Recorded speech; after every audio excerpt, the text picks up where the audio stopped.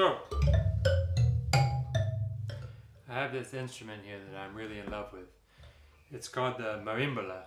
It's a Cuban instrument, although this particular one was made by Schlagwerk in Germany.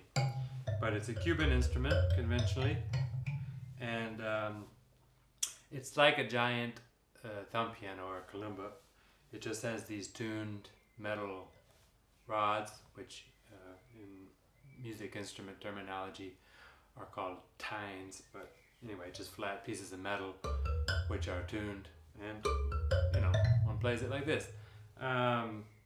So what I what I love about this instrument, well, I love many things about it, but what I wanted to reflect on today is how it reminds me of the Carl Jungian concept of the shadow of the personality. So let me get into this.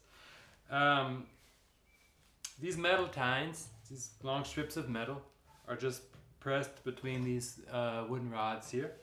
You can unscrew these screws to loosen it, and then push the metal rods back and forth just to tune them, the same way you would tune any instrument, a piano or a guitar. You just change the tension or the length of these things. So what I did today is I just tuned it to a conventional Western major scale, do, re, mi, fa, sol, la, ti, do, and there you go. And so there you have it. The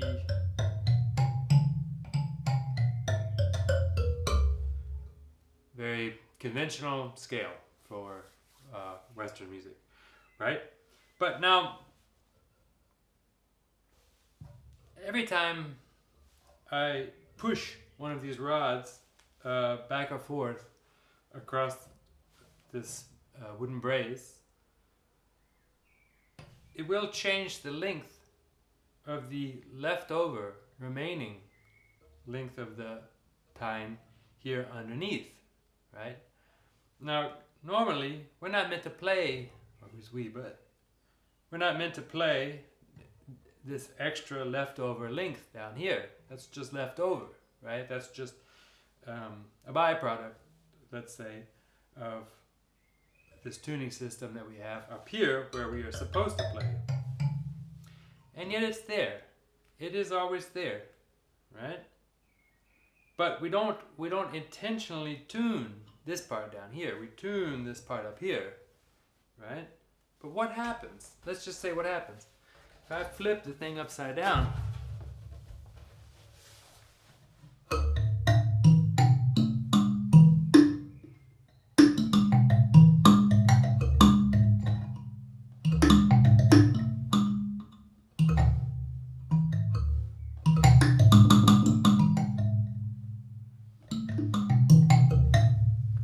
what scale is that exactly? I'm sure it doesn't have a name, but I love it.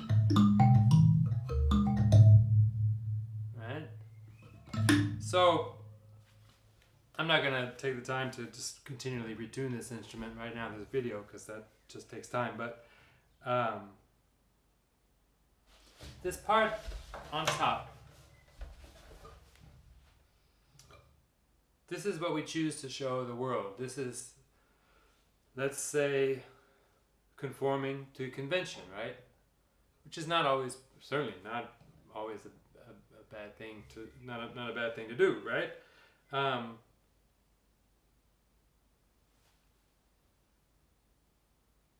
Every one of these tines, let's say, each one of them, let's say that's a personality characteristic, right?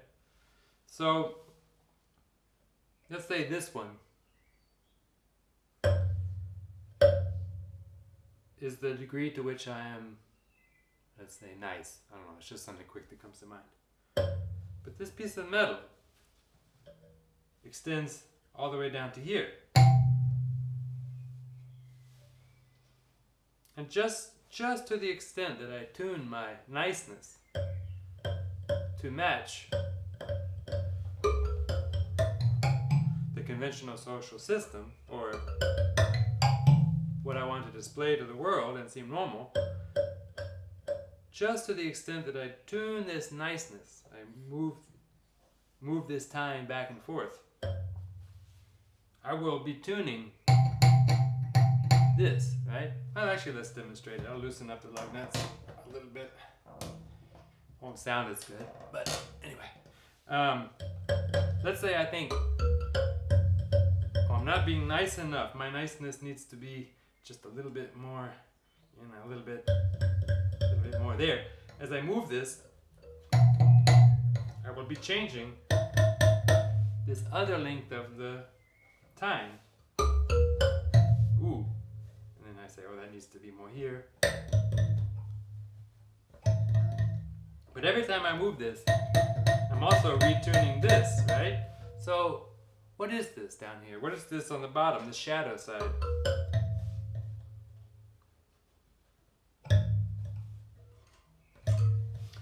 Now, if this is my niceness, maybe this down here is something like my resentment, or something like my annoyance, right? I think we all know this. Something I heard somebody call very wisely the price of nice, right? Just to the extent that I'm acting nice, I'm also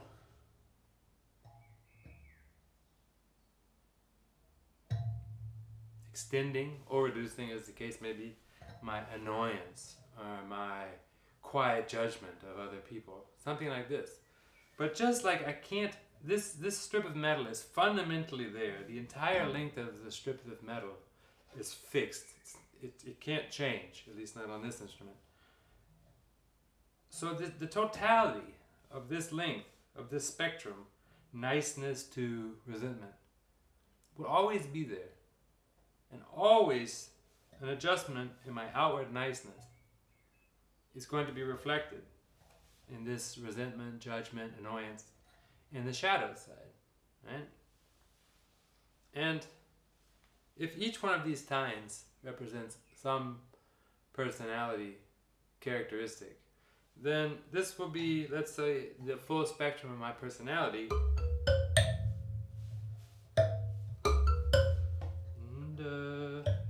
And I think this one should be just so.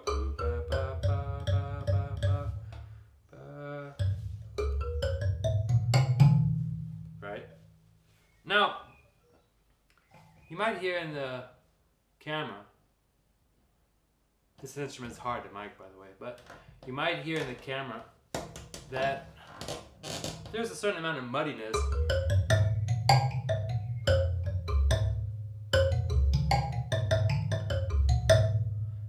And that muddiness in the sound, to the extent that this microphone can pick that up, and to the extent that your tiny little cell phone camera can, or microphone speaker can reproduce it. That muddiness comes from the fact that all the time while I'm playing this major scale up here, things are vibrating down here. So all the time that I'm playing this, the shadow notes are set into vibration, right? Because everything down here is vibrating. So these pitches are set into vibration. And we think, okay, I have this nice conventional major scale, but why is this muddiness there? I want to ignore it, but it's always there. It's because these are always vibrating, right? So the shadow side is always there, and it's always vibrating with. So here's an alternative. What if I turn this instrument sideways? Then I have to kind of kneel down. If I turn it sideways,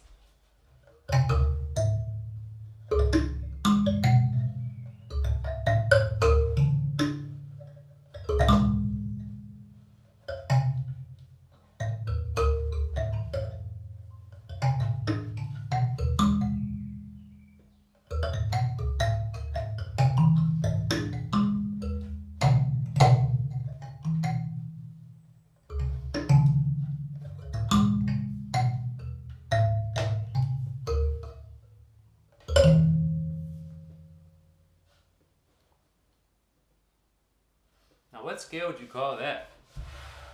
Forget about talking about a scale. Suddenly, we don't hear anymore this, the outward social side. We don't hear this anymore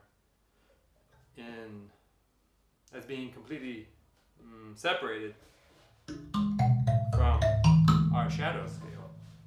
Instead, we have some totality.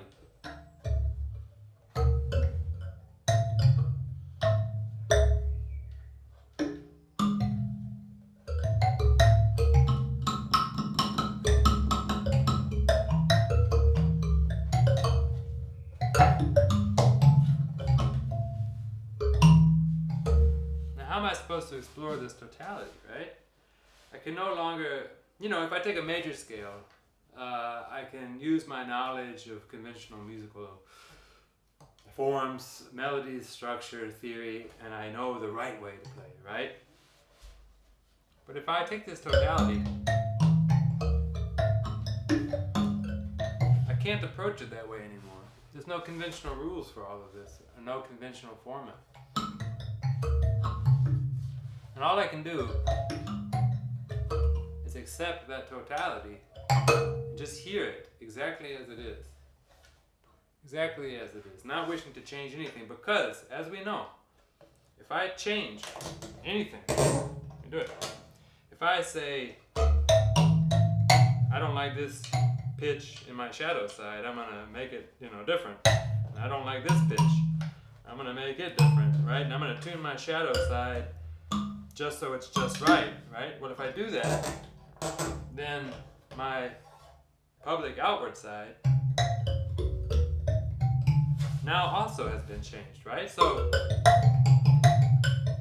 if I try to tune the shadow side, right, to get that right, then the outward public side suddenly becomes like a shadow side of its own, right? So we can never escape this totality. We might shift things one way or another across this center line, but we can never, ever, ever escape that each one of these tines, each one of these characteristics has a fundamental link, right? And an adjustment on one side always leads to an adjustment on the other. So what I do is I basically just do it at random, like I just did. Let's see what we get.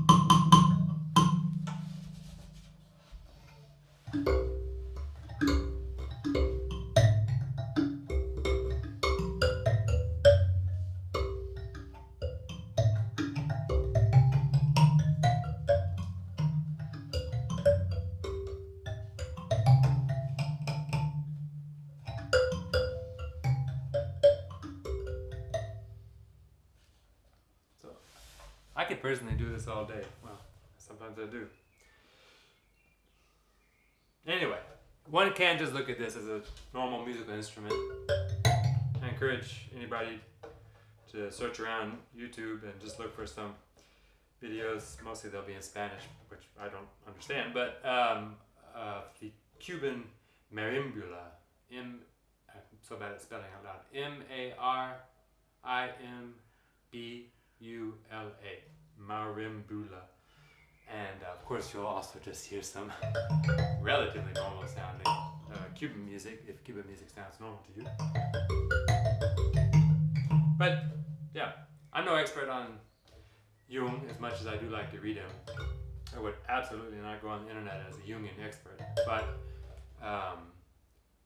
if you have any curiosity about Jung and the shadow, there's more than enough information about that on there. You'll get a lot more wisdom from a Jungian standpoint from other people than you will from me. But that's my demonstration today, the Marimbula and Jung and the shadow side. And just to wrap things up, get out the mallets.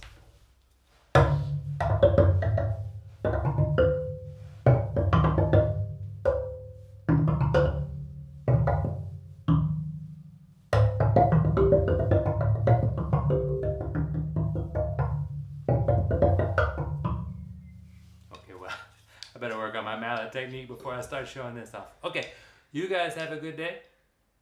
Enjoy yourself and your shadow.